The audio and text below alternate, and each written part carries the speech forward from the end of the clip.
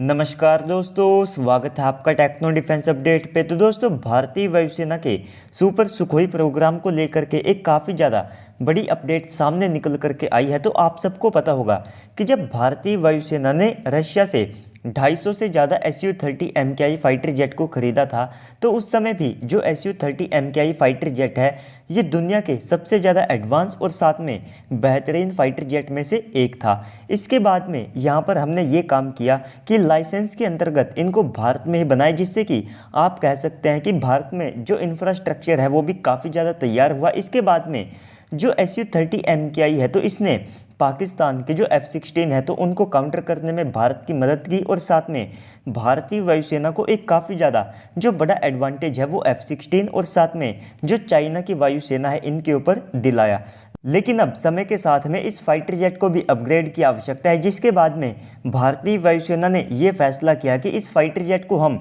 Super Sukhoi programme के तहत upgrade करेंगे, जहां पर सबसे पहले ये प्लान था कि इस पूरे फाइटर जेट को डायरेक्ट रशिया से अपग्रेड किया जाएगा। जितने भी इसमें सारे सिस्टम लगेंगे तो वे रशिया से यहाँ पर आएंगे। इसके बाद में जो Russian 5th generation fighter jet है, जिसे हम सब सुखोई Su-57 के नाम से जानते हैं, तो इस फाइटर जेट की काफ़ी सारी टेक्नोलॉजीज का इस्तेमाल इस अपग्रेड के अंतर्गत होने वाला था। अगर आप सुखोई Su-57 की बात करते हैं तो भारत और रशिया ने दोनों ने मिलकर के इसको डेवलप किया था, लेकिन बाद में भारत किन्हीं कारणों की वजह से इस प्रोग्राम से अपनी एग्जिट को ले चुका था। जहां पर सबसे पहले तो जब भारत ने रशिया से 250 से ज़्यादा Su-30 फाइटर जेट खरीदे थे, तो उस समय भी रशिया ने हमको कुछ जो खास टेक्नोलॉजी है वो प्रोवाइड नहीं कराई थी, और इसके बाद हमारे जो खुद के स्वदेशी फाइटर जेट थे तो उनके लिए भी कोई खास जो सपोर्ट है वो प्रोवाइड नहीं कराया था। इसके बाद में सेम केस हमको Su-57 के साथ में देखने को मिला, जहां पर भारत ने काफ़ी ज़्यादा इन्वेस्टमेंट की थी, लेकिन इसके बावजूद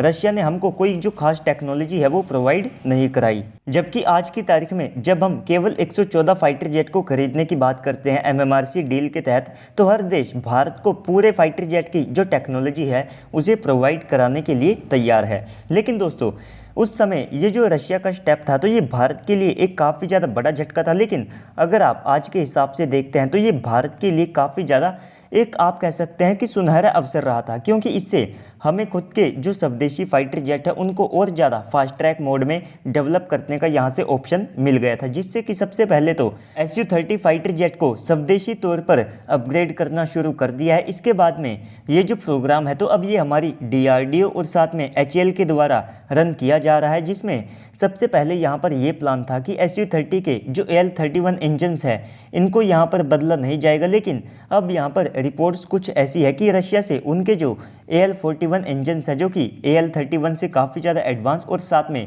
हाई थ्रस्ट को जनरेट करते हैं, तो इन इंजन को अब हमारे जो Su-30 MKI है तो इनमें सुपर सुखोई प्रोग्राम के तहत लगाया जा सकता है। और अब इस पूरे अपग्रेड को फेज़ वाइज करने का फैसला किया है, जहां पर जो फेज़ 1 है उसके ऊपर काम पहले से शुरू हो चुका है। इसके बाद जो फेज़ 2 होगा तो उसमें आप सबको देखने को मिलेगा कि इसके जो इंजन्स हैं उनको भी चेंज किया जा सकता है। साथ में जो एमका और साथ में हमारे टेडबीएफ जैसी फाइटर जेट है तो उनकी भी काफ़ी सारी जो टेक्नोलॉजीज़ है तो उनका इस सुपर सुखोई प्रोग्राम में यूज़ किया जाएगा। इसके बाद में जो फेज़ 2 के अपग्रेड होंगे तो ये काफ़ी ज़्यादा हैवी होंगे, जैसा कि मैंने आप सबको बताया कि इनमें नए इंजन्स को लगाया जा सकता है, नए वेपन्स आप सबको देखने को मिलेंगे, नए एवियोनिक्स और साथ में सेंसर्स का भी इनके अंदर काफ़ी ज़्यादा बड़े स्केल के ऊपर यूज़ किया जाएगा। जिसके बाद में हमारी Su-30 की जो फ्लीट है तो ये 2040 से लेकर के 2045 तक बड़ी आसानी से ऑपरेशनल रह सकेगी। इसके बाद में भारतीय वायुसेना ने इसके लिए पहले से ही ASQR यानी कि